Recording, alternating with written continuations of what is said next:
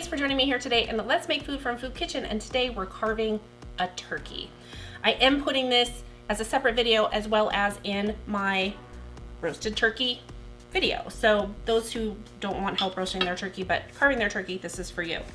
All right, so I've got my turkey here and I'm gonna go ahead and just separate that little part. If you've got the legs tied together, simply just cut the twine and get rid of it, okay? So what I wanna do, there's a natural line right here on the bird, and you're just going to kind of separate that skin and then push. And you'll see there is a continued natural line, and what you wanna do is continue to push it, and it is warm. There we go. And I've got my super sharp shun knife here, and you're just gonna follow that line until it separates, okay? I can kind of feel it, and you should be able to see it and feel it. There's the joint right there. Okay, and watch your fingers. These knives are particularly sharp. I'm having a hard time. I'm trying to show it to you and get the right angle, and it's not cooperating. Okay, so I think I just need to bend it back a little bit more. There it is. So you see how I bent it and it just kind of came? There's a little spot right here you need to separate. There we go, done. Okay, so there is one thigh and drumstick. Let's put it that way, it's pretty. Okay, I'm gonna leave the wings on, and the reason we leave the wings on is to keep the bird stable as we continue to cut it up. So find that natural line again, right here, and just kind of, I've got some juices that are trapped in there from the butter. So again, we're gonna lean it, ouch, that's hot, and find that joint spot. You might need to turn it and get your leverage. Cut it a little right here, separate the meat. There it is. Do you see how this joint popped right on out? So just run your knife in there and it's done. A lot of these juices are from the cavity where the vegetables and stuff were, and now that I've tipped it and tossed it and whatnot. So what I'm gonna do is I'm gonna take one of my turkey lifters and get rid of some more of that by doing that. You see that?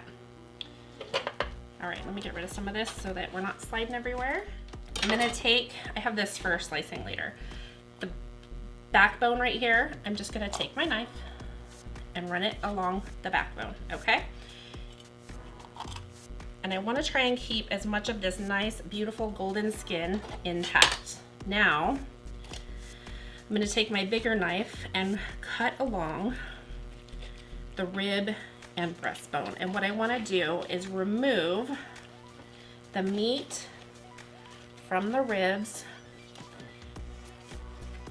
without leaving very much of the breast behind. Okay, so you just gotta find the guides. There was one bone there, and cut it naturally.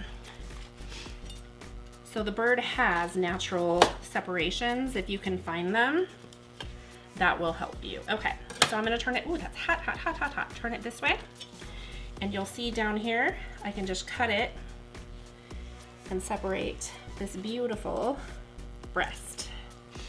Okay, there we go. Now that is on the plate. I'm gonna go ahead and do the other one before I take off the wings. Got a big mess on the floor now from herbs that went flying everywhere.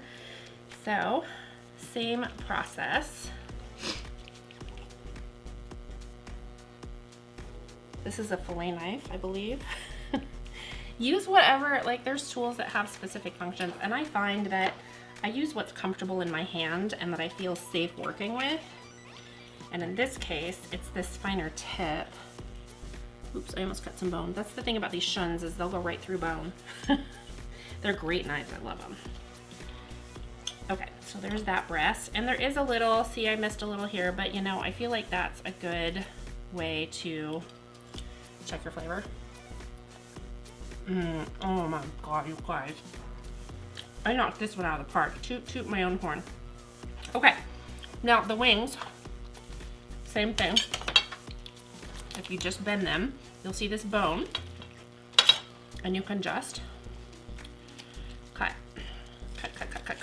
okay?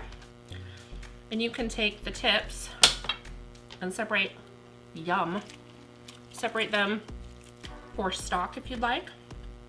There's a lot of meat on there. Okay, same thing.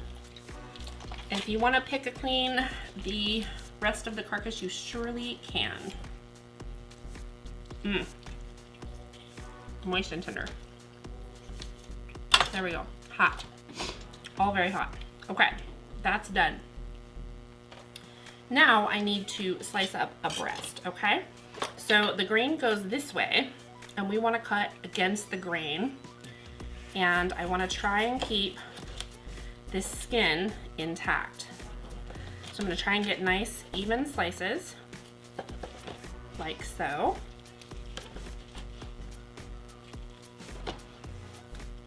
And that is going beautiful.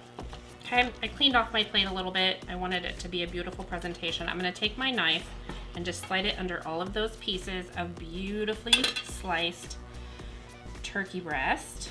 Each of them has the skin. Same thing. Uh-oh. My skin's starting to fall apart.